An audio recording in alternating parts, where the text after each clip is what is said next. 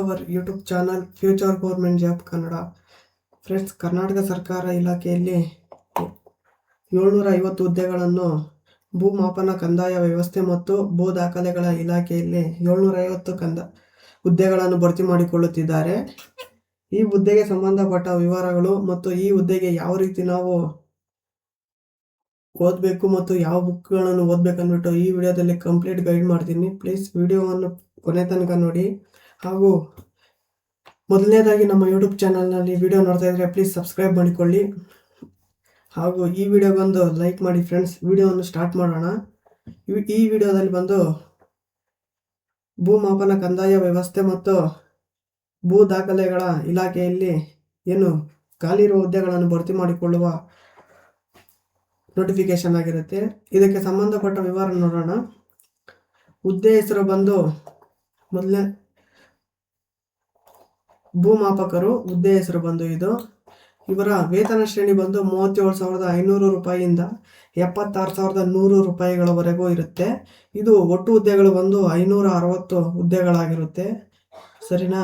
ಮತ್ತು ಶೈಕ್ಷಣಿಕ ಅರ್ಹತೆ ಬಂದು ಭೂಮಾಪಕರು ಇದಕ್ಕೆ ಬಂದು ಕಾನೂನಿನ ಅಡಿಯಲ್ಲಿ ಸ್ಥಾಪಿತವಾದ ವಿಶ್ವವಿದ್ಯಾಲಯದಿಂದ ಇಂಜಿನಿಯರಿಂಗ್ ನಲ್ಲಿ ಅಥವಾ ತಂತ್ರಜ್ಞಾನದಲ್ಲಿ ಯಾವುದೇ ಪದವಿ ಹೊಂದಿರಬೇಕು ಅಥವಾ ಯಾವುದೇ ಇಂಜಿನಿಯರಿಂಗ್ ಅಥವಾ ತಂತ್ರಜ್ಞಾನದಲ್ಲಿ AMI ಪದವಿ ಹೊಂದಿರಬೇಕು ಅಂತ ಕೊಟ್ಟಿದ್ದಾರೆ.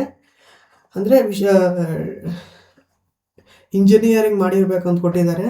ಆಮೇಲೆ ಅಥವಾ ಕಾನೂನಿನಡಿಯಲ್ಲಿ ಸ್ಥಾಪಿತವಾದ ವಿಶ್ವವಿದ್ಯಾಲಯದಿಂದ ಗಣಿತ, ಭೌತಶಾಸ್ತ್ರ, ಕಂಪ್ಯೂಟರ್ ಸೈನ್ಸ್, ಮಾಹಿತಿ ತಂತ್ರಜ್ಞಾನ, ಇನ್ಸ್ಟ್ರುಮೆಂಟೇಷನ್, ಎಲೆಕ್ಟ್ರಾನಿಕ್ಸ್ ಮತ್ತು ಕಮ್ಯುನಿಕೇಷನ್, ಕೃಷಿ BSc ಪದವಿಯನ್ನು ಪಡೆದಿರಬೇಕು ಅಂತ ಕೊಟ್ಟಿದ್ದಾರೆ. ಅಂದರೆ BSc ಮಾಡಿರೋರ್ಗೂ ಇದು ಅನ್ವಯ ಆಗುತ್ತದೆ.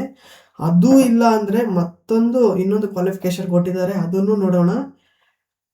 AICTE ಮಾನ್ಯತೆ ಪಡೆದ ಅಧಿಕೃತ ವ್ಯವಸ್ಥೆಯಿಂದ ಇಂಜಿನಿಯರಿಂಗ್ ಮಾಡಿರಬೇಕು ಅಥವಾ ತಂತ್ರಜ್ಞಾನದ ಯಾವುದೇ ವಿಭಾಗದಲ್ಲಿ ಡಿಪ್ಲೊಮಾ ಪಡೆದಿರುವ ವಿದ್ಯಾರ್ಥಿಗಳು ಅರ್ಹರಾಗಿರ್ತಾರೆ. ಅಂದರೆ ಇಂಜಿನಿಯರಿಂಗು, BSc ಆಮೇಲೆ ಡಿಪ್ಲೊಮಾ ಮಾಡಿರೋ ವಿದ್ಯಾರ್ಥಿಗಳು ಈ ಹುದ್ದೆಗೆ ಭೂಮಾಪಕರು ಹುದ್ದೆಗೆ ಅರ್ಹರಾಗಿರುತ್ತಾರೆ.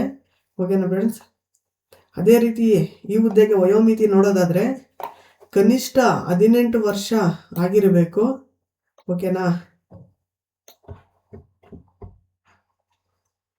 ಇಲ್ಲಿ ನೋಡೋದಾದರೆ ಸಾಮಾನ್ಯ ಅರ್ಹತೆ ಅಭ್ಯರ್ಥಿಗಳಿಗೆ ಕನಿಷ್ಠ 18 ವರ್ಷ, ಗರಿಷ್ಠ ಬಂದು 40 ವರ್ಷಗಳವರೆಗೂ ವಯೋಮಿತಿಯನ್ನು ಕೊಟ್ಟಿದ್ದಾರೆ. ಆಮೇಲೆ ಪ್ರವರ್ಗ 2A, 2B, 3A, 3B ಅಭ್ಯರ್ಥಿಗಳಿಗೆ ಕನಿಷ್ಠ 18ರಿಂದ ಗರಿಷ್ಠ 43 ವರ್ಷಗಳವರೆಗೂ ವಯೋಮಿತಿ ಕೊಟ್ಟಿದ್ದಾರೆ.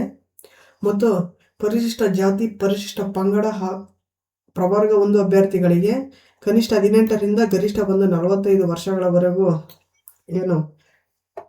ವಯೋಮಿತಿ ಕೊಟ್ಟಿದ್ದಾರೆ. ಇದೊಂದು ಸುವರ್ಣ ಅವಕಾಶ ಫ್ರೆಂಡ್ಸ್, ಯಾರು ಮಿಸ್ ಮಾಡ್ಕೊಬೇಡಿ. ಓಕೆನಾ? ಅದೇ ರೀತಿ ನೋಡೋದಾದ್ರೆ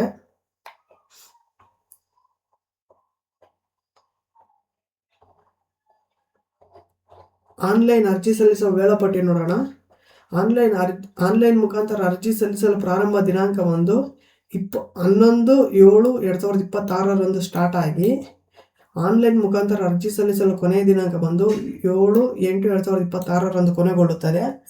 ಆಮೇಲೆ ಶುಲ್ಕ ಪಾವತಿ ಮಾಡಲು ಕೊನೆಯ ದಿನಾಂಕ 10/8/2026 ಕೊನೆಗೊಳ್ಳುತ್ತದೆ ಫ್ರೆಂಡ್ಸ್. ಓಕೆನಾ? ಇದು ಆಮೇಲೆ ಅರ್ಜಿ ಸಲ್ಲಿಸುವ ವೆಬ್ಸೈಟ್ ನೋಡೋದಾದರೆ ಇದು KEA ವೆಬ್ಸೈಟ್ ಆಗಿರುತ್ತೆ ಫ್ರೆಂಡ್ಸ್. ಇದು KEA ವೆಬ್ಸೈಟ್ನಲ್ಲಿ ಅರ್ಜಿ ಸಲ್ಲಿಸಬಹುದು. ಯಾವ ರೀತಿ ನಾವು ಅರ್ಜಿ ಸಲ್ಲಿಸಬೇಕಂದ್ಬಿಟ್ಟು ಒಂದು ವಿಡಿಯೋ ಮಾಡ್ತೀನಿ, ಅದನ್ನು ನೋಡಿ ಫ್ರೆಂಡ್ಸ್. ವೇತನ ಆಗಿರುತ್ತೆ. ಓಕೆನಾ? ಆಮೇಲೆ ಅರ್ಜಿ ಶುಲ್ಕ ನೋಡೋದಾದರೆ ಸಾಮಾನ್ಯ ಅರ್ಹತೆ ಮತ್ತು ಇತರೆ ಪ್ರವರ್ಗಗಳು ಪ್ರವರ್ಗ 2A, 2B, 3A ವರ್ಗದವರಿಗೆ 750 ರೂಪಾಯಿ ಇದೆ.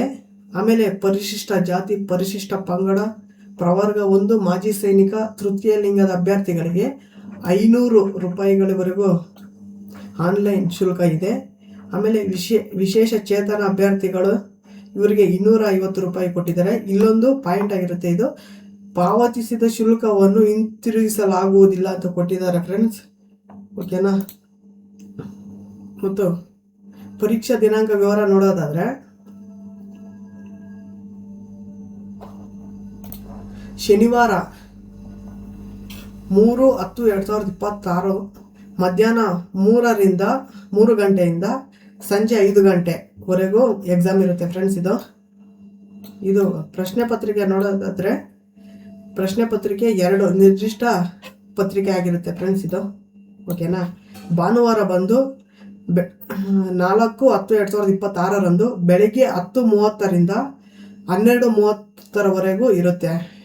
ಓಕೆನಾ. ಇದು ಪ್ರಶ್ನೆ ಪತ್ರಿಕೆ ಬಂದು ಸಾಮಾನ್ಯ ಜ್ಞಾನ ಆಗಿರುತ್ತೆ ಫ್ರೆಂಡ್ಸ್. ಓಕೆನಾ. ಆಮೇಲೆ ಕನ್ನಡ ಭಾಷಾ ಪರೀಕ್ಷೆ ನೋಡೋದಾದರೆ ನಂತರದಲ್ಲಿ ತಿಳಿಸಲಾಗುವುದು ಅಂತ ಕೊಟ್ಟಿದ್ದಾರೆ. ಇನ್ನು ಇದರ ಬಗ್ಗೆ ಏನು ಚರ್ಚೆ ನಡೆದಿಲ್ಲ. ನೆಕ್ಸ್ಟ್ ಡೇಟ್ ತಿಳಿಸ್ಕೊಡ್ತಾರೆ ಫ್ರೆಂಡ್ಸ್. ಓಕೆನಾ. ಆ ನೆಕ್ಸ್ಟ್ ಡೇಟ್ ನಾನು ತಿಳಿಸ್ಕೊಡ್ಬೇಕಂದ್ರೆ ನೀವು ನಮ್ಮ ಯೂಟ್ಯೂಬ್ ಚಾನಲನ್ನು ಸಬ್ಸ್ಕ್ರೈಬ್ ಮಾಡಿಕೊಳ್ಳಿ ಫ್ರೆಂಡ್ಸ್. ಆ ಡೇಟು ಅನೌನ್ಸ್ ಆದಾಗ ನಿಮಗೆ ಮಾಹಿತಿಯನ್ನು ತಿಳಿಸ್ಕೊಡಲು ನನಗೆ ಸುಲಭವಾಗುತ್ತದೆ. ಸಬ್ಸ್ಕ್ರೈಬ್ ಮಾಡಿಕೊಂಡು ಪಕ್ಕದಲ್ಲಿರೋ ಬೆಲ್ ಬಟನನ್ನು ಕ್ಲಿಕ್ ಮಾಡ್ಕೊಳ್ಳಿ ಫ್ರೆಂಡ್ಸ್. ಓಕೆನಾ. ಇದು ಮತ್ತೆ ನೋಡೋದಾದರೆ ಸ್ಪರ್ಧಾತ್ಮಕ ಪರೀಕ್ಷಾ ವಿಧಾನ ನೋಡೋದಾದರೆ ಆಫ್ಲೈನ್ OMR ಮಾದರಿ ನಡೆಸಲಾಗುವುದು ಅಂತ ಕೊಟ್ಟಿದ್ದಾರೆ ಫ್ರೆಂಡ್ಸ್. ಆಫ್ಲೈನ್ ಯಾವ ರೀತಿ OMR ಶೀಟ್ ಇರುತ್ತಲ್ಲ ಆ ರೀತಿ ಕೊಟ್ಟಿದ್ದಾರೆ. ಓಕೆನಾ.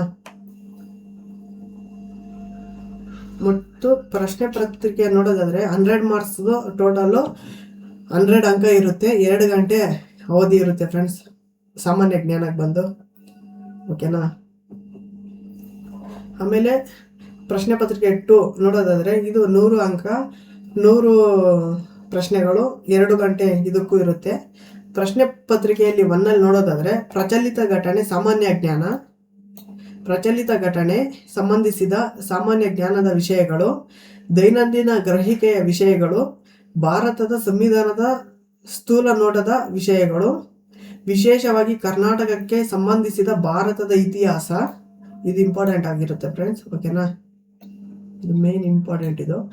ನೆಕ್ಸ್ಟ್ ನೋಡೋದಾದರೆ ಕರ್ನಾಟಕಕ್ಕೆ ಸಂಬಂಧಿಸಿದಂತೆ ಭಾರತದ ಭೂಗೋಳ ವಿಷಯಗಳು, ರಾಜ್ಯ ಮತ್ತು ಪ್ರಾದೇಶಿಕ ಆಡಳಿತ ಕುರಿತು ವಿಷಯಗಳು, ಗ್ರಾಮೀಣ ಅಭಿವೃದ್ಧಿ, ಪಂಚಾಯತ್ ರಾಜ್ ಸಂಸ್ಥೆಗಳು ಮತ್ತು ಗ್ರಾಮೀಣ ಸಹಕಾರ ಸಂಸ್ಥೆಗಳಿಗೆ ಸಂಬಂಧಿಸಿದ ಉಪಕ್ರಮಗಳನ್ನು ಒಳಗೊಂಡಿದ್ದಂತೆ ಕರ್ನಾಟಕ ಆರ್ಥಿಕತೆಯ ಅಭಿವೃದ್ಧಿ ಕುರಿತು ವಿಷಯಗಳಾಗಿರುತ್ತೆ. ಈ ಪುಸ್ತಕಗಳೆಲ್ಲ ನಾನು ಡಿಸ್ಕ್ರಿಪ್ಷನಲ್ಲಿ ಕೊಟ್ಟಿರ್ತೀನಿ ಲಿಂಕು, ಹೋಗ್ಬಿಟ್ಟು ಅಲ್ಲಿ ಚೆಕ್ ಮಾಡ್ಕೊಳ್ಳಿ ಫ್ರೆಂಡ್ಸ್. ಓಕೆನಾ. ಆಮೇಲೆ ಕರ್ನಾಟಕ ಪರಿಸರ ಸಂಬಂಧಿ ಸಮಸ್ಯೆಗಳು ಮತ್ತು ಅಭಿವೃದ್ಧಿ ಕುರಿತು ವಿಷಯಗಳು. ಇಷ್ಟು ಸಿಲೆಬಸ್ ಆಗಿರುತ್ತೆ ಫ್ರೆಂಡ್ಸ್ ಸಾಮಾನ್ಯ ಜ್ಞಾನದಲ್ಲಿ ಪ್ರಶ್ನೆ ಪತ್ರಿಕೆ 1 ಆಮೇಲೆ ಪ್ರಶ್ನೆ ಪತ್ರಿಕೆ 2 ನಿರ್ದಿಷ್ಟ ಪತ್ರಿಕೆ ಪಠ್ಯಕ್ರಮ ಪ್ರಖ್ಯಾತವಾಗಿ ಪ್ರಕಟಿಸಿದೆ ಅಂತ ಕೊಟ್ಟಿದ್ದಾರೆ. ಅದನ್ನು ನೋಡೋಣ ಇದೇ ವಿಡಿಯೋದಲ್ಲಿ. ಆಮೇಲೆ ಅಂಕಗಳು ನೋಡೋದಾದರೆ 100 ಅಂಕಕ್ಕೆ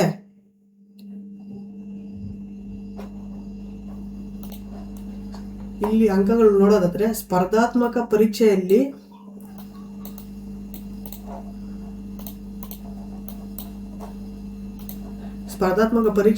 ಅಭ್ಯರ್ಥಿಯು ಅರ್ಹತೆಗಾಗಿ ಕನಿಷ್ಠ 35ರಷ್ಟು ಅಂಕಗಳನ್ನು ಗಳಿಸುವುದು ಅಂತ ಕೊಟ್ಟಿದ್ದಾನೆ.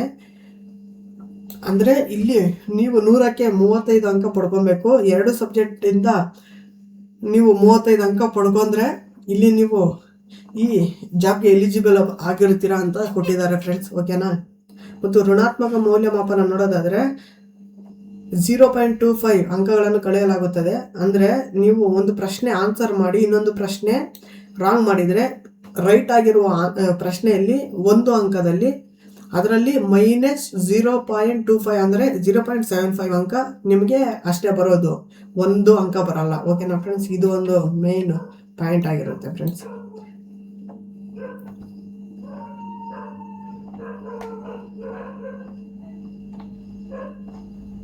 ಗ್ರಾಮೀಣ ಅಭ್ಯರ್ಥಿಗಳಿಗೆ ಎಲ್ಲ ಕನ್ನಡ ಮಾಧ್ಯಮ ಎಲ್ಲ ಕೊಟ್ಟಿದ್ದಾರೆ ಫ್ರೆಂಡ್ಸ್.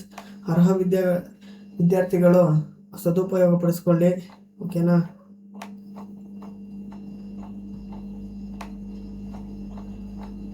ಇಷ್ಟು ಫ್ರೆಂಡ್ಸ್ ಈ ವಿಡಿಯೋ ಭೂಮಾಪನ, ಕಂದಾಯ ವ್ಯವಸ್ಥೆ ಮತ್ತು ಭೂ ದಾಖಲೆಗಳ ಇಲಾಖೆಯಲ್ಲಿ 750 ಹುದ್ದೆಗಳನ್ನು ಭರ್ತಿ ಮಾಡಿಕೊಳ್ಳುವ ಬಗ್ಗೆ ಆಗಿರುತ್ತೆ ಈ ವಿಡಿಯೋ. ಹಾಗೂ ಅಪ್ಲಿಕೇಶನ್ ಯಾವ ರೀತಿ ನಾವು ಅಪ್ಲೈ ಮಾಡಬೇಕಂದ್ಬಿಟ್ಟು ವಿಡಿಯೋನೂ ಮಾಡ್ತೀನಿ. ಪ್ಲೀಸ್ ಸಬ್ಸ್ಕ್ರೈಬ್ ಮಾಡಿಕೊಳ್ಳಿ. ಈ ವಿಡಿಯೋ ನಿಮ್ಗೆ ಇಷ್ಟ ಆಗಿದ್ದರೆ ಲೈಕ್ ಮಾಡಿ. ಏನಾದರೂ ಡೌಟ್ ಇದ್ದರೆ ಕಮೆಂಟ್ ಮಾಡಿ, ನಾನು ರಿಪ್ಲೈ ಮಾಡ್ತೀನಿ ಫ್ರೆಂಡ್ಸ್. ಓಕೆನಾ. Thank you for watching.